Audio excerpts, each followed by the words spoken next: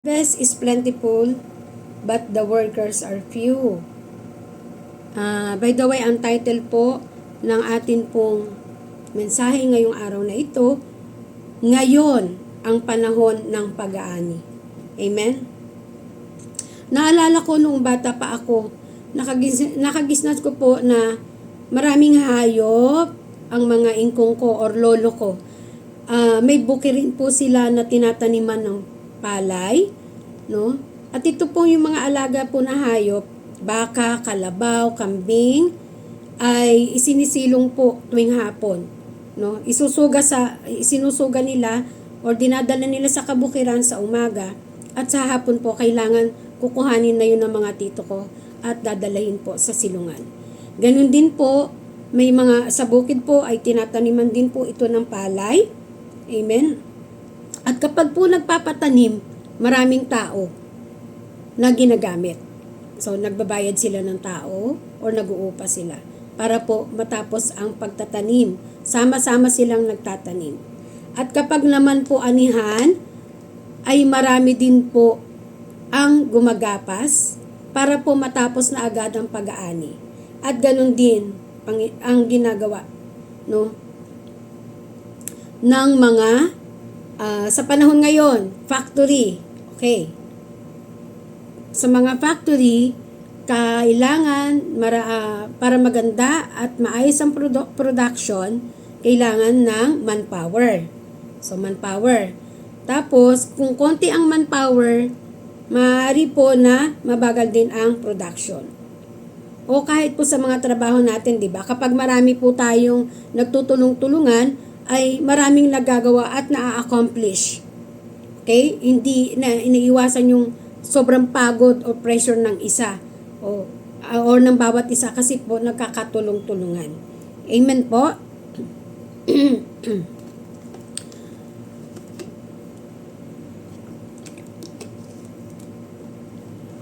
Praise the Lord. At sa may-ari po ng bukirin na may pananim, kung hinog na ang palay, need na po itong ipaani. Kung hindi po ito agad aanihin, maaari po itong kainin ng mga ibon. Pagpipiestahan talaga ng mga ibon, lalo na yung mga pintog na butil na ng bigas or ng palay. Amen? Kapag hindi po ito ginawa, ano pa ba yung maaaring mangyari doon sa pananim? Maaari po na kainin ito ng mga daga or ibon. And kailangan po syempre maisalba yung mga butil ng palay hanggat pintog pa ito or puno pa ito, no? Kasi po kung oras na ng anihan, sa bawat araw na daraan, mababawasan ito or magiging ipa na lang ito. Amen? Ganun din po, maging sa mga ubasan, there is a time of harvesting. O kahit anong pananim, kailangan pong pag time to harvest, it must be harvested. And the owner of the farm need to find harvesters to harvest it kasi hindi niya po kayang mag-isa. Amen. At sa usaping pag-aani, meron din po sa Bible. Meron din pong kailangang maani. And it is the Lord Jesus told them about it sa kanyang mga disipulo. At iyan po ang ating pagbubulayan ngayong araw na ito. Let us read the Bible verse from Matthew chapter 9 verse 36. Amen. Kung meron po kayong mga papel at ballpen, pwede po nating i-take down yung mga Bible verse na ito at pwede po natin itong pagbulay-bulayan sa mga darating na araw. Amen. Ano ba yung Matthew 9:36? Ano ba yung Matthew na 9:37 to 38? At yung mga maririnig pa natin mga Bible verse. Praise the Lord. Sabi po dito, sa Matthew chapter 9 verse 36, nang makita niya ang napakaraming tao, naawa siya sa kanila dahil litong-lito sila at walang tumutulong sa kanila tulad ng tupang walang pastol. Amen? Praise the Lord. Kaya nga po, sinabi ng Panginoong Hesus sa kanyang mga alagad, marami ang aanihin, ngunit kakaunti ang tagapag-ani. Idalangin ninyo sa Panginoon na siyang may-ari ng anihin, na magpadala siya ng manggagawa sa kanyang aanihin. Amen. Ito po ay isang panawagan sa lahat ng makakarinig ngayong oras na ito. Amen. Isang panawagan at nakita natin ang habag o awa ng Diyos. Number 1, ano ang nakita ni Jesus? Nakita niya ang mga tao. Maraming tao. At ano ang naramdaman niya? Awa, habag, compassion. Bakit kaya? No?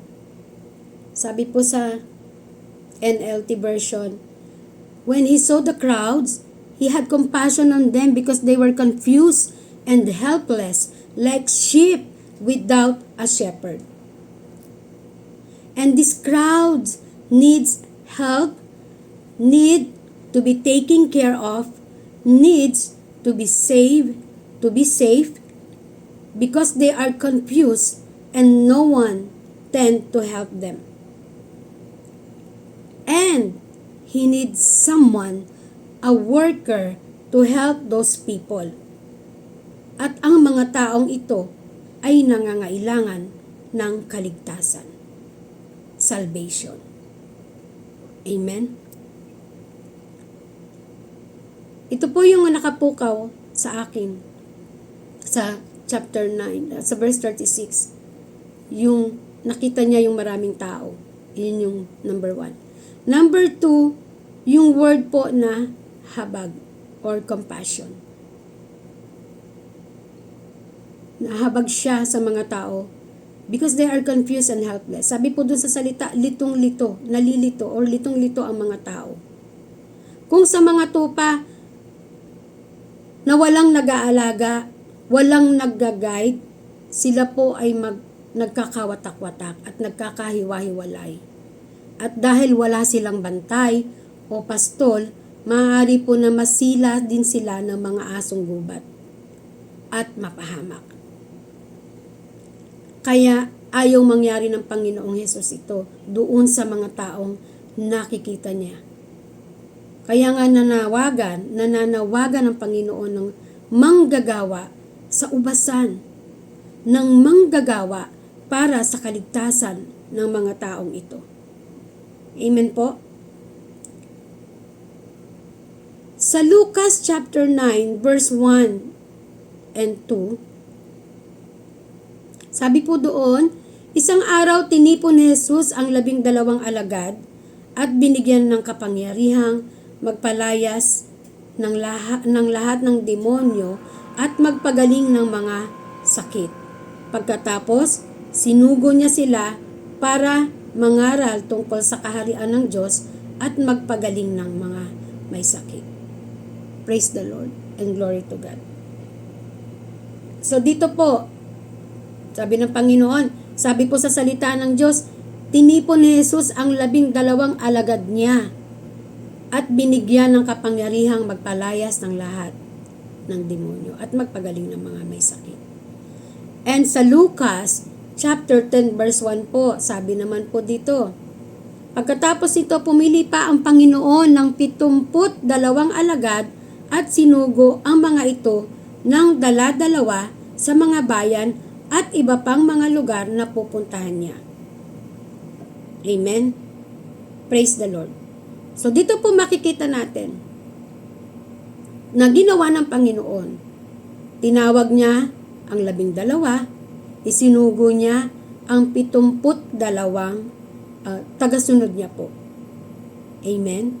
Para po makatuwang niya sa paghahayag ng kaharian at pagpapagaling ng mga may sakit.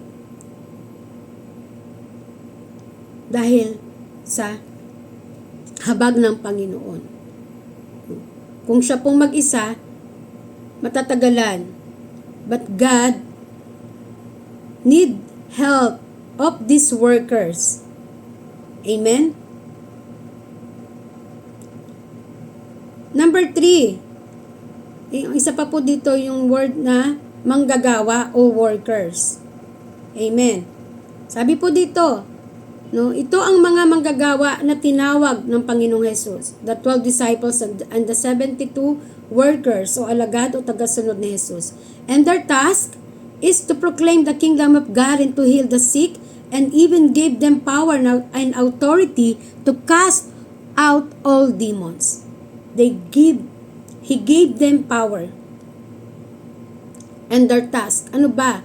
To proclaim, para ihayag ang salita, ang kaharian ng Panginoon. And to heal the sick. Sabihin natin, may sakit at karamdaman, hindi lang po yun, yung literal na sakit at karamdaman. Ganun din po, yung sakit, ang kasalanan. Upang sila ay maligtas. Ang tao ay maligtas. Amen? Nagmula po ang kwentong ito sa Lucas chapter 9 verse 10 hanggang 13. Sabi po, yung story po about the 5,000 men when they went to Bethsaida, Jesus and his 12 disciples.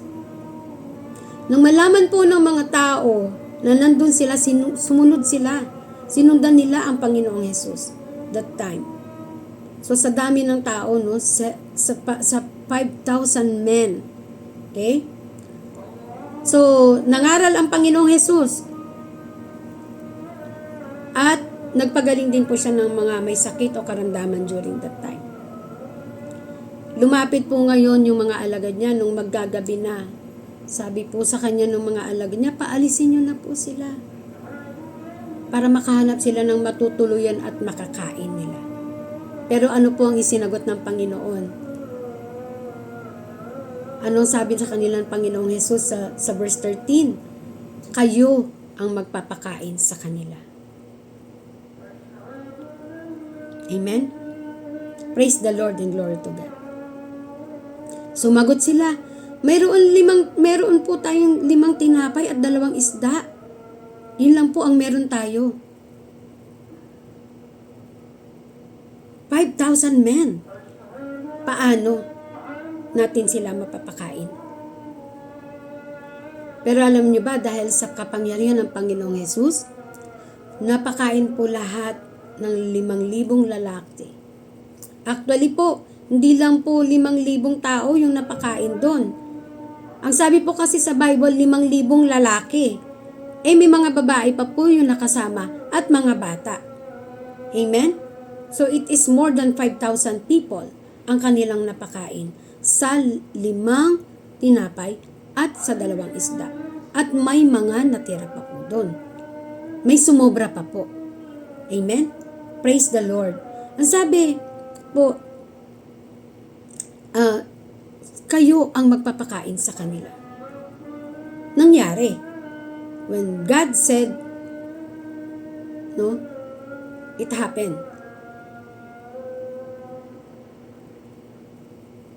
Parang sa atin lang yan. Diba? Paano ako magagamit? Wala naman akong alam. Hindi ko alam hindi ko kabisado ang Bible. Maraming doubt sa atin. Pero, there is one thing for sure, na kapag tinawag ka ng Panginoong Hesus, hindi niya titingnan ang kakulangan mo. Dahil siya ang magbibigay sa iyo. Siya ang magpo-provide para magampanan mo yung pagkakatawag sa iyo ng Panginoon. Praise the Lord. Hallelujah. Sa panahon ngayon, God needs workers to feed people from His Word, the Word of God. Kailangan mapakain ng salita ng Diyos ang lahat ng tao sa mundo? Paano? Sa ngayon po, madali na pong gawin ngayon yun. At hindi lamang po 5,000 tao mapapakain mo ng salita ng Diyos. Once you commit, paano? Isang post mo lang po sa social media. 1 Bible verse a day at maikalat na ang salita ng Diyos. Maikakalat na siya. Share the Word of God through social media. Why not? Ang social media ba ay para panuoran lamang ng mga kung ano-anong nakikita natin? No. We can use it to share the Word of God, to spread the Word of God. Kung kaya nilang mag-post, kaya mo din. May kaibahan nga lang. And it is the Word of God. Amen? Kung hipuin ka ni Lord to post His Word, do it for His glory. Share it to your loved ones, yung mga taong malalapit sa'yo na at sa mga hindi mo pa nakikilala at hindi pa tumatanggap sa Panginoong Hesus bilang Diyos at tagapagligtas, sa kaibigan mo, sa kakilala mo. Grab the chance while you can, today, not tomorrow. Hindi natin alam ang bukas. Alam niyo po, doon sa isang account ko, meron po akong kaibigan doon na taga-ibang bansa po siya. One day, minessage niya ako. Sabi niya sa akin, salamat kasi alam mo, lagi kong inaabangan ang post mo araw-araw at nabibless ako. Hindi ko itataas ang sarili ko. Bakit? Salita ng Lord yun eh. Yung nababasa niya eh. It is the Lord na naghihipo sa kanya. Ginamit lang ako bilang instrumento. At kaya ka rin gamitin ng Panginoon bilang instrumento upang bahagi ang salita ng Panginoon. Amen? Share the gospel. Praise the Lord. Kung nag-share ka ng Word of God, binabasa mo ito, di ba? Minimeditate mo ito. That's why na-share mo ito sa iba. Kasi nangungusap na ito sa'yo or nangusap na ito sa'yo. Kaya nga po, di ba? Sa Joshua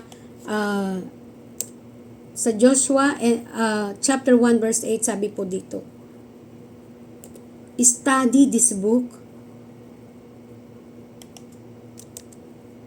Study this book of instruction continually. Meditate on it day and night, so you will be sure to obey everything written on it. Only then you will prosper and succeed in all you do. Amen?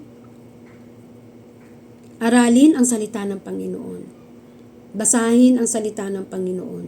At kung merong Bible verse doon sa isang chapter na yon na nangusap sa iyo, write it down and pray to the Lord na, Lord, ano po yung nais mo iparating sa akin sa salita mo na ito?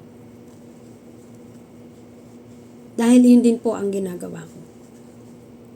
Ipaunawa mo sa akin, Lord, kung ano ang nais mo na iparating sa akin through your word. At kung paano pong kumikilos ang Lord sa atin through His word, ganun din po sa mga taong makakabasa ng mga ipinopost natin sa social media. So praise the Lord and glory to God. Maaaring sabihin natin ang social media ay bad influence, good influence. It's depend on you kung paano mo gamitin ang social media. It can be a blessing to others. It can be a blessing to you also as well. Amen?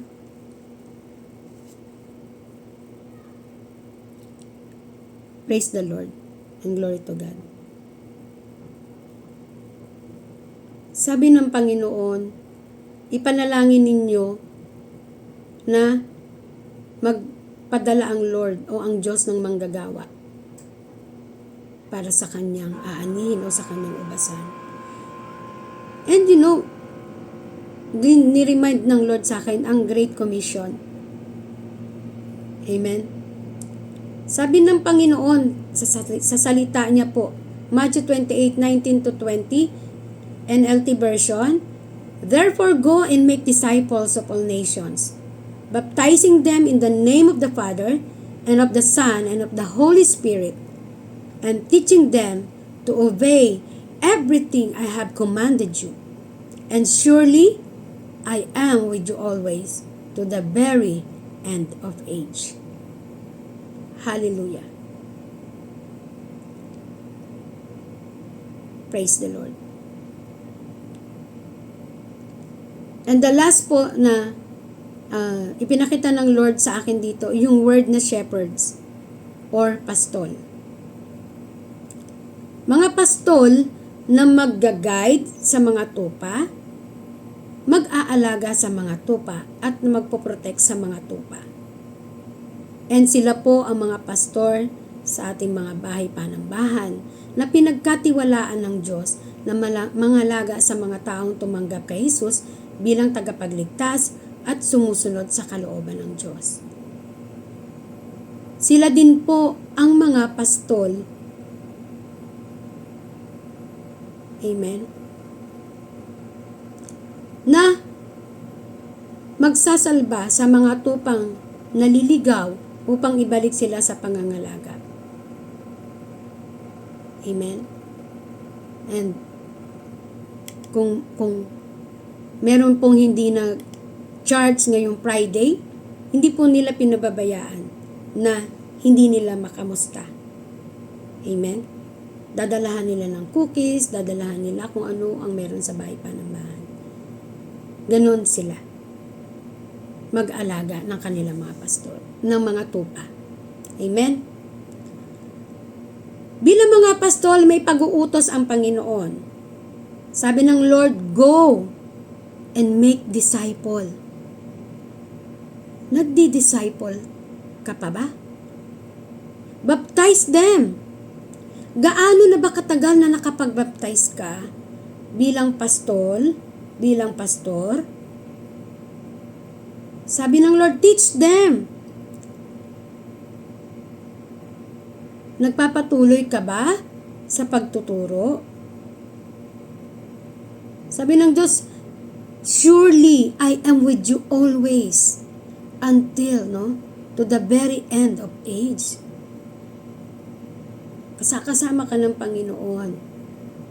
Sa bawat pagpapastol mo ng tupa, kasama mo ang Diyos. Kung yes ang sagot, praise the Lord sa buhay mo po.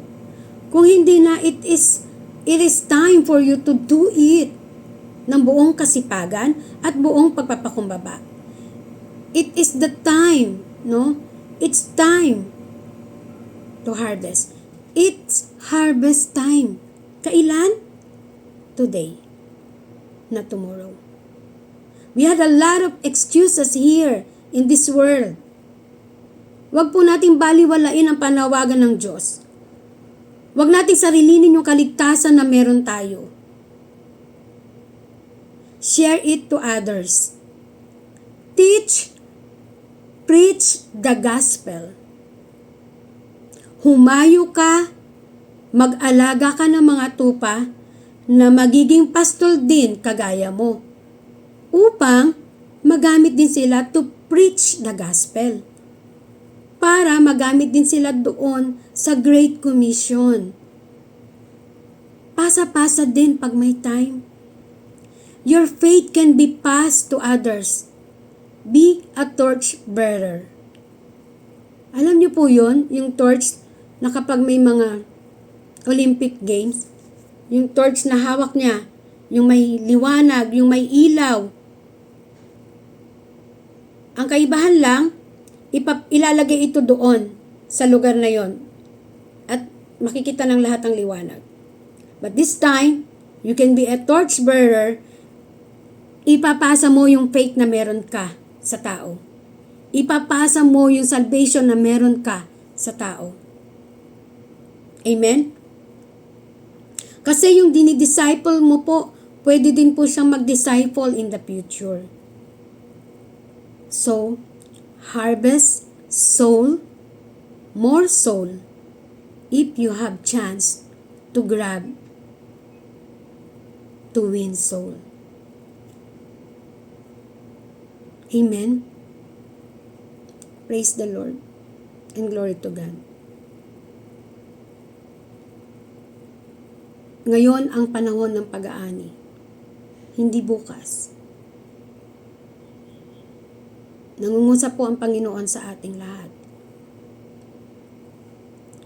Kapag merong ipinapagawa sa atin ng Diyos, gawin natin. Ngayon na, hindi bukas. Amen? Praise the Lord and glory to God. Sa mga message ko sa messenger, nabibless ako.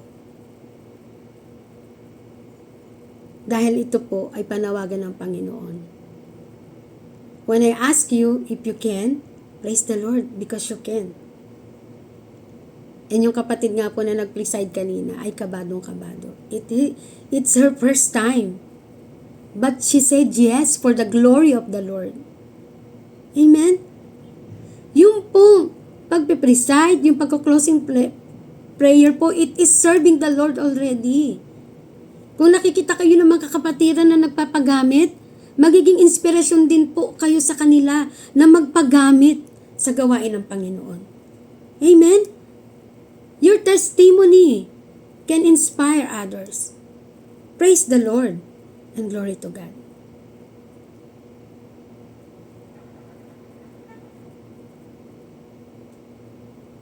Sa conclusion po, ang panawagan ni Jesus ay para sa lahat. Amen?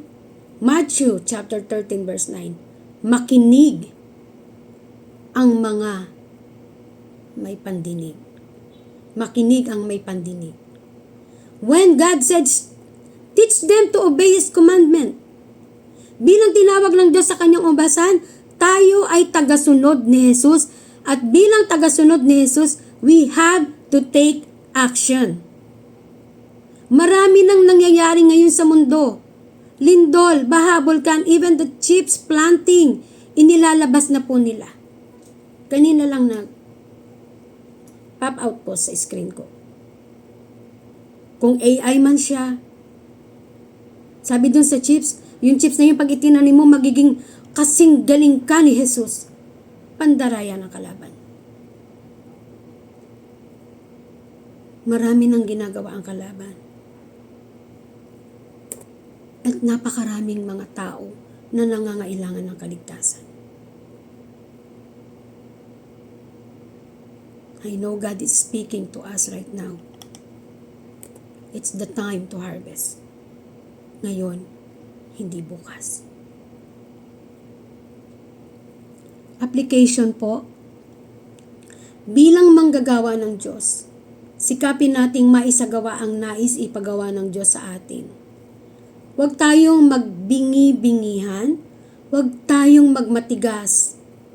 Stop making excuses bago mahuli ang lahat. This is the time to harvest and be a harvester of soul. Revelation chapter 14 verse 15. Then another angel came out of the temple and called in a loud voice to him who was sitting on the cloud. Take your sickle and reap, because the time to reap has come. For the harvest of the earth is ripe. Gamitin mo na ang karit mo at gumapas ka na sapagkat panahon na ng pag-aani. Hinog na ang aanihin sa lupa. Praise the Lord and glory to God. Let's close the word of God. Hallelujah, Lord. Patuloy ka namin pinupuri, sinasamba, dinadakila, Panginoon, Lord God, sa mga oras na ito. Lord, salamat sa pangungusap mo sa amin, O Lord God. Hindi lamang kami mananatiling makikinig ng salita mo. Gagawin namin ito. Susunod kami sa kalooban mo dahil ito yung gusto mo, Panginoon. Thank you for reminding us, O Lord God, na nalalapit na ang pagbabalik mo at ngayon na ang panahon na dapat na kaming kumilos upang umani, Panginoon. Lord, I pray na muli mong gamitin ang mga tinawag mo, ang mga disipulo mo dito sa lupa. Our dear pastors na itinalaga mo, Panginoon. Lord, touch them and pour out your anointing oil all over their lives, O Lord God. Nasaan man sila ngayon, Panginoon, Lord. Muli mong ipaalala sa kanila, Panginoon, yung commitment nila sa iyo, Lord God.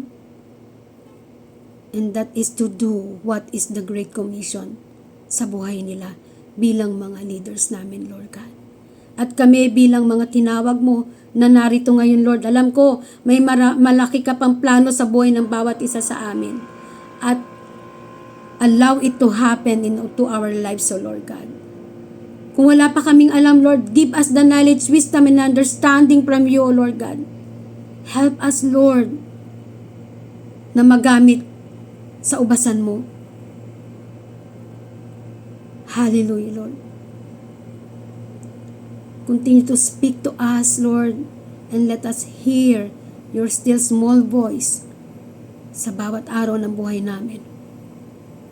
And Lord, sa oras na ito, patuloy namin idinadalangin sa iyo, Panginoon, ang mga kaluluwa, Panginoon, sa Mindanao that needs salvation, Lord God.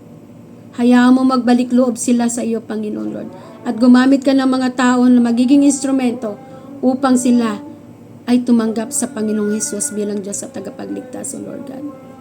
Lord, abutin mo po ng iyong mapaghimalang kamay ang mga pangangailangan ng mga tao sa Mindanao and restore, Panginoon, sa mga nawalan, Panginoon, Lord God, and healing sa mga taong may sakit at karamdaman doon ngayon, Lord God. Lord, thank you, Lord, and continue to bless, Lord God, sa buhay po ng lahat ng 16 na tao na narito ngayon, Panginoon, Lord God.